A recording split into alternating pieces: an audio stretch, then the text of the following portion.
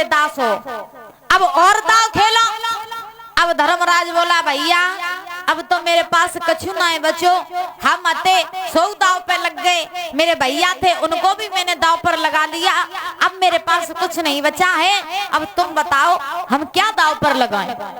दुर्योधन हंस के बोला अब तो तुम्हारे पास बहुत महंगी चीज है? अब असमंजस में पड़े महाराज धर्मराज, बोले महंगी चीज? अरे महंगी चीज हमसे हम भी दाव पर लग गए, भैया भी दाव पर लग गए और सारे मेल दुमेला लगा दिए, अब महंगी चीज कौन सी बची? और ये 51 रुपए आए हैं चंद्रपाल सिंह यादव जमलापुर से, इनकी तरफ से 51 रुपए आए हैं, बहुत बहुत धन्यवाद है। भगवान सुख शांति प्रदान करते रहे, हमेशा धन की भंडार भरे रहे और इनकी हर मनोकामना पूरी होती रहे, यही कामना है, यही आराधना है। बोलिए गोविंद भगवान की। तो महाराज धर्मराज बोले अब तो मेरे पास कोई कीमती चीज नहीं, अगर तुम्हारी नजर में हो तो तुम हमें बताओ। तो महाराज दुर्योधन हंस के बोला सुनो कीमती चीज हम तुम्हें बताएं? बोले बताओ।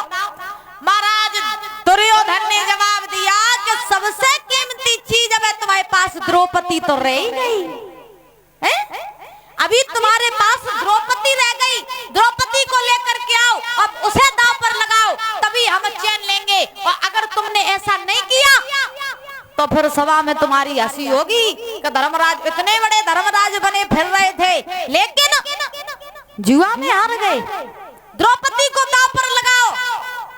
अब जैसे ही द्रौपदी को नाम बीच में आओ तो पांडवों में भीम जो थे वो थोड़े ज्यादा क्रोधी थे, तो महाराज जैसे ही दुर्योधन ने द्रौपदी का नाम लिया भीम बोला तेरी जवान काट लेंगे अगर तूने द्रौपदी का नाम लिया तो, तेरी इतनी हिम्मत हो गई जब तुम द्रौपदी का नाम ले रहा है उसे दांव पर लगाने को कह रहा है?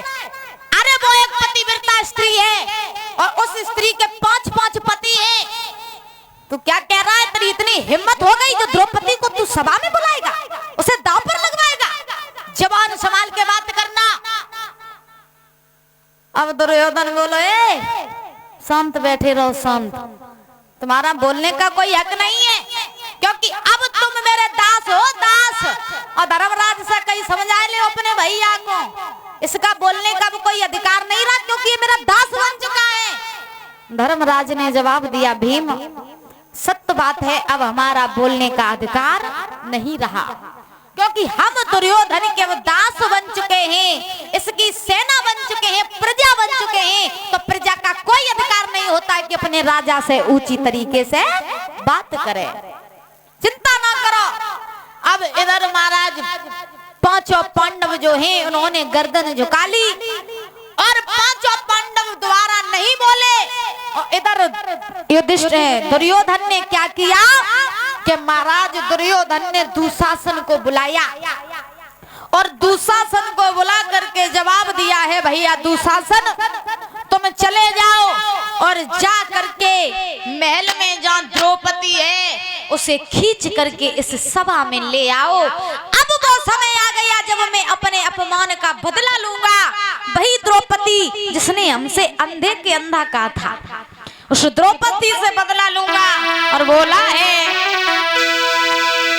क्या मोए पल पल हो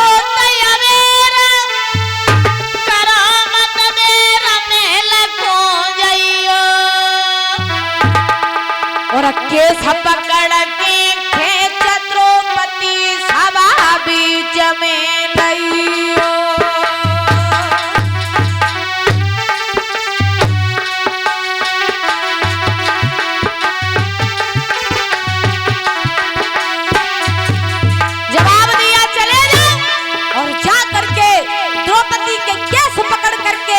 घसीटते हुए इस सभा में ले आओ। ओए पल पल हो गया मेरा करामत मेरा महल को जाइयो महल को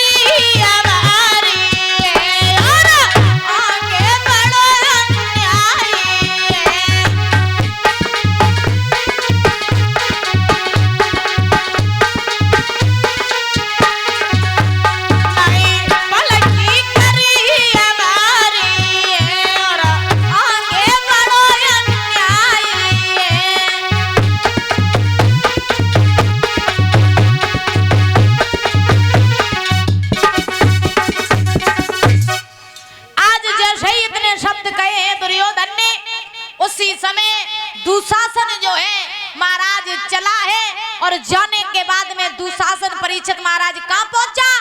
द्रौपदी के पास। जैसे ही द्रौपदी के पास में पहुंचा है, पहुंचने के बाद में द्रौपदी ने आता हुआ दुशासन को देखा। देखने के बाद में द्रौपदी ने जवाब दिया, कहिए देवर जी आपका यहाँ कैसे आना हुआ, किस कारण से आप यहाँ आए? दुशासन बोला, भाभी हम तुम्हें लेने के लिए आए, तुम मेरे साथ सभा बीच चलो, वहां पर पांडवों ने तुम्हें बुलाया है। अब द्रौपदी बोली, पांडवों ने बुलाया? अरे मैं नहीं जा सकती हूँ उस सभा में। क्यों नहीं जा सकती? द्रौपदी बोली, इसलिए नहीं जा सकती हूँ कि वहां पर पितामह भीष्म बैठे हैं, बड़े बड़े राजा महाराजा बैठे हैं, और मैं घर की बहू हूँ, इस घर की बहू हूँ, और बहू ससुर के सामने जाए ये अच्छी बात नहीं है, मैं नहीं जाऊंगी। दुशासन बोलना, चलना तो पड़ेगा तुम्हें, चलो मेरे साथ। द्रौपदी बोली, लाला कैसी बातें कर रहे हो? अरे हम नहीं जा सकते हैं तुम्हारे साथ, मान जाओ मेरी बात, लौट जाओ यहाँ से। दुशासन बोला, तुम लगता है ऐसे नहीं मानोगी, तुम ऐसे नहीं मानोगी। अरे हम तुम्हें प्रेम की भाषा समझा रहे हैं, तुम्हारे समझ नहीं आ रही, और जब हम जबरदस्ती करें तभी तुम मानोगी। हाय, द्रौपदी समझ गई कि कुछ ना कुछ गड़बड़ है। द्रौपदी समझ गई आज मेरे साथ कुछ बुरा होने वाला है। तो महाराज उसी समय द्रौपदी सोचने लगी, आज मेरी लाज नहीं बचेगी, क्योंकि ये दुशासन जो है दुष्ट बन करके आया है, और अब मेरी लाज नहीं बचेगी। और द्रौपदी की आंखों में से आंसू आने लगे। महाराज क्या द्रौपदी मेलन रोवे और अखियन से बरसे जाके नीर।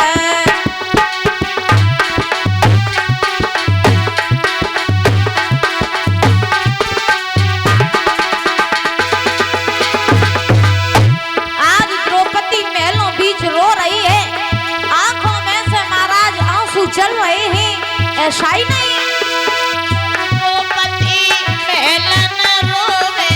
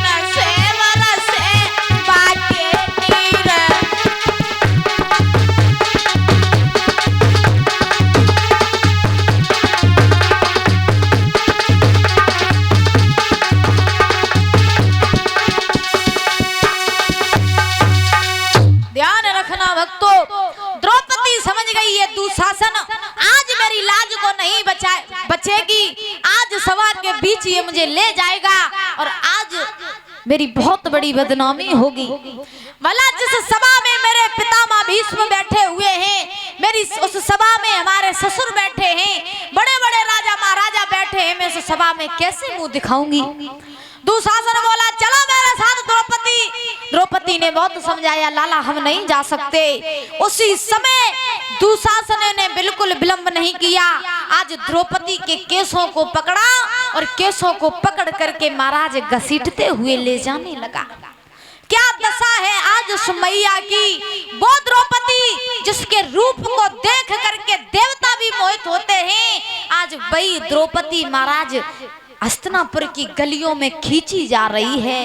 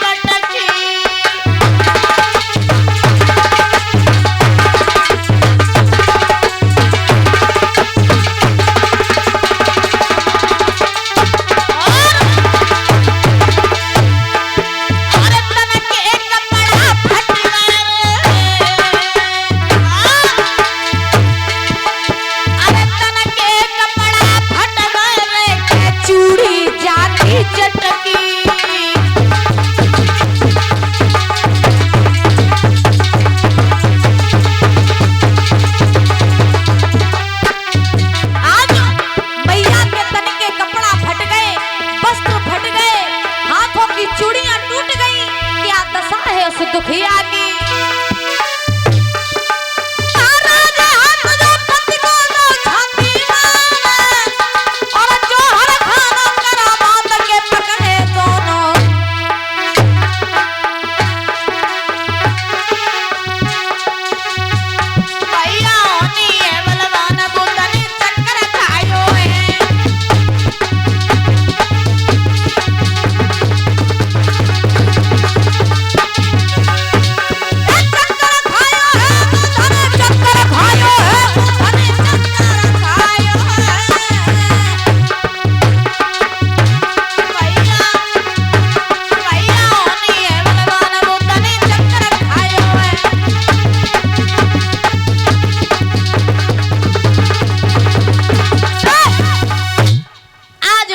खींच करके ले जा रहा है दुशासन द्रौपदी को।